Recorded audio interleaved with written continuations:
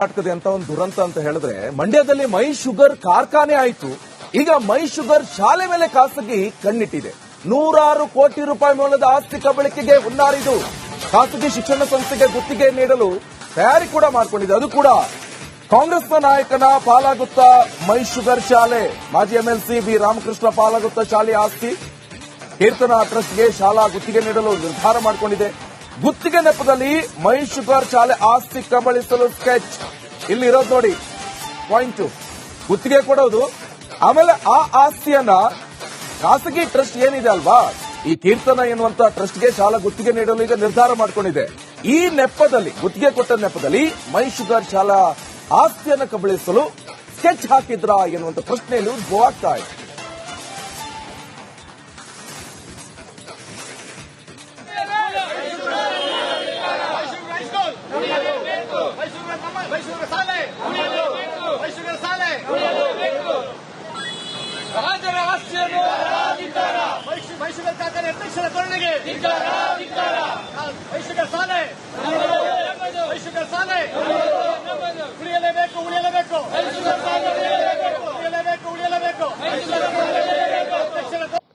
ನೋಡಿ, ಫ್ಯಾಕ್ಟರಿನೇ ಖಾಸಗೀಕರಣ ಮಾಡಕ್ ಹೊರಟಿದ್ರು.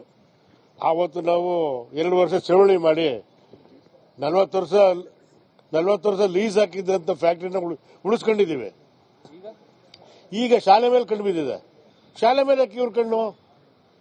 ಶಾಲೆ ನಡೀತಾ ಇರೋದು 1949 ಇಸ್ವಿಯಿಂದ ಉನ್ನತವಾಗಿ ನಡ್ಕೊಂಡು ಬಂದಿದೆ ಶಾಲೆ. ಆ ತರ ಉನ್ನತವಾದ ಶಿಸ್ತಿಂದ ನಡೀತಿದ್ದಂತ ಶಾಲೆ ಹೈಸ್ಕೂಲ್ ಇನ್ನೊಂದು ಇಲ್ಲ. ಸಾವಿರಾರು ಜನ ಓದಿದ್ದಾರೆ, ತುಂಬಾ ಉನ್ನತ ಮಟ್ಟದಲ್ಲಿ ಇದ್ದಾರೆ ಅಲ್ಲಿ ಓದಿದಂತ ವಿದ್ಯಾರ್ಥಿಗಳು. ಅಲ್ಲಿ ಏನಾಗಿದೆ ಅಂತಂದ್ರೆ, ಆವತ್ತಿನ ದಿವಸನೇ ಇಡೀ ರಾಜ್ಯದಲ್ಲಿ ಎಲ್ಲೂ ಬಿಸಿ ಊಟ ಕೊಡ್ತಿರ್ಲಿಲ್ಲ. ಮೈಸೂರು ಹೈಸ್ಕೂಲ್ ವ್ಯಾಪ್ತಿಯಲ್ಲಿ ರೈತ ಮಕ್ಕಳು, ಕಾರ್ಮಿಕರ ಮಕ್ಕಳಿಗೋಸ್ಕರ ಶಾಲೆ ಮಾಡಿರೋದು. ಆವತ್ತೇ ಮಧ್ಯಾಹ್ನದ ಊಟ ಕೊಡೋಕೆ ಶುರು ಮಾಡಿದ್ರು. ಅಲ್ಲಿಂದ ಕೊಟ್ಟರೆ ಸ್ಕೂಲ್ನ ಇವತ್ತು ಆಡಳಿತ ಮಂಡಳಿಯವರು 15 ವರ್ಷಕ್ಕೆ ಖಾಸಗೀಕರಣ ಮಾಡಕ್ಕೆ ಹೊರಟಿದ್ದಾರೆ. ಅಂದ್ರೆ ಗುತ್ತಿಗೆ ಹೆಸರಲ್ಲಿ, ಗುತ್ತಿಗೆ ಅಲ್ಲ ಇದು, ಪರಬಾರೆ ಇದು. ಹಿಂದೆ ನಾವೊಂದು ಅಧ್ಯಕ್ಷರಿಗೆ ಹೇಳಕ್ ಇಚ್ಛೆ ಪಡ್ತೀವಿ, ಇದೇ ಉಸ್ತುವಾರಿ ಸಚಿವರ ನೇತೃತ್ವದಲ್ಲಿ ಹಿಂದೆ ಅವರ ಬಿಜೆಪಿ ಸರ್ಕಾರದ ಅವಧಿಯಲ್ಲಿ ಇವರು ಚಳವಳಿ ಮಾಡಿದ್ರು.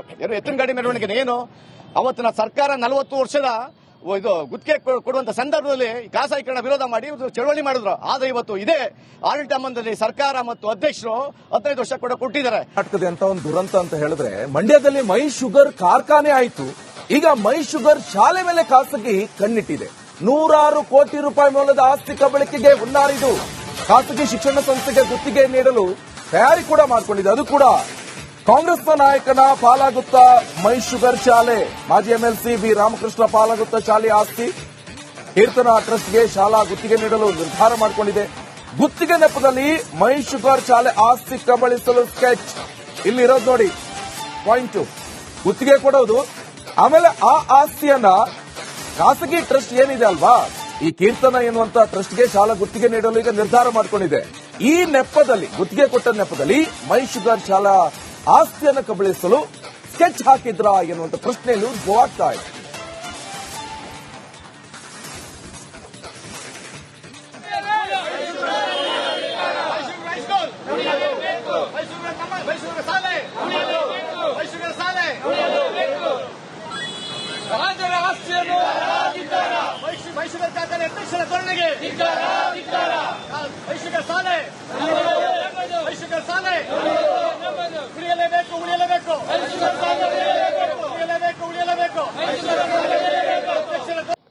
ನೋಡಿ, ಫ್ಯಾಕ್ಟರಿನೇ ಖಾಸಗೀಕರಣ ಮಾಡಕ್ ಹೊರಟಿದ್ರು.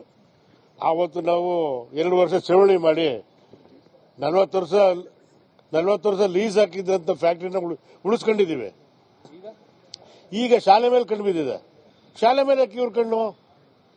ಶಾಲೆ ನಡೀತಾ ಇರೋದು 1949 ಇಸ್ವಿಯಿಂದ ಉನ್ನತವಾಗಿ ನಡ್ಕೊಂಡು ಬಂದಿದೆ ಶಾಲೆ. ಆ ತರ ಉನ್ನತವಾದ ಶಿಸ್ತಿಂದ ನಡೀತಿದ್ದಂತ ಶಾಲೆ ಹೈಸ್ಕೂಲ್ ಇನ್ನೊಂದು ಇಲ್ಲ.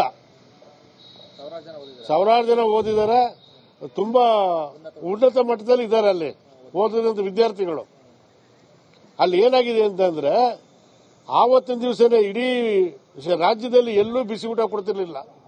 ಮೈಸೂರು ಹೈಸ್ಕೂಲ್ ವ್ಯಾಪ್ತಿಯಲ್ಲಿ ರೈತ ಮಕ್ಕಳು, ಕಾರ್ಮಿಕರ ಮಕ್ಕಳಿಗೋಸ್ಕರ ಶಾಲೆ ಮಾಡಿರೋದು. ಆವತ್ತೇ ಮಧ್ಯಾಹ್ನದ ಊಟ ಕೊಡೋಕೆ ಶುರು ಮಾಡಿದ್ರು.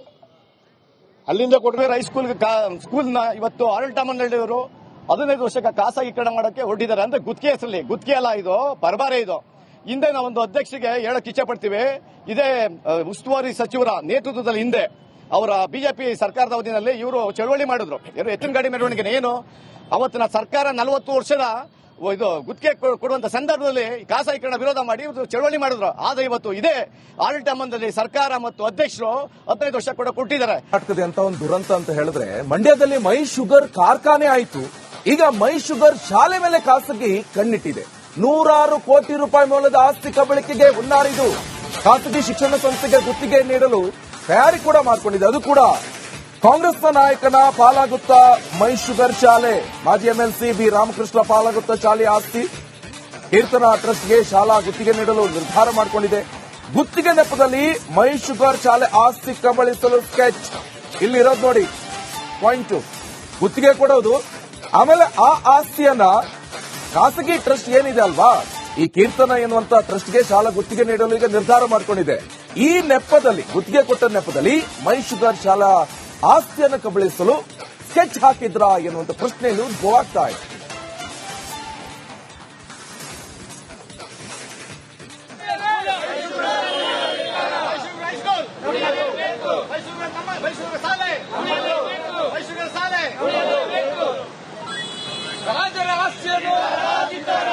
ಮೈಸೂರು ಕಾರ್ಖಾನೆ ಅಧ್ಯಕ್ಷರ ಧೋರಣೆಗೆ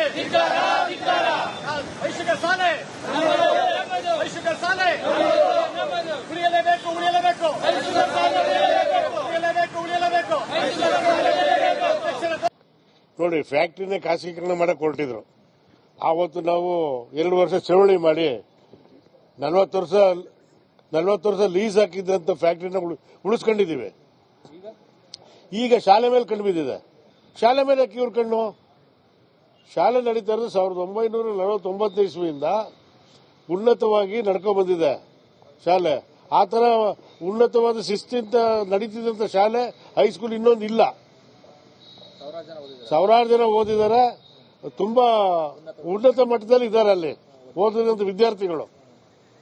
ಅಲ್ಲಿ ಏನಾಗಿದೆ ಅಂತಂದ್ರೆ, ಆವತ್ತಿನ ದಿವಸನೇ ಇಡೀ ರಾಜ್ಯದಲ್ಲಿ ಎಲ್ಲೂ ಬಿಸಿ ಊಟ ಕೊಡ್ತಿರ್ಲಿಲ್ಲ.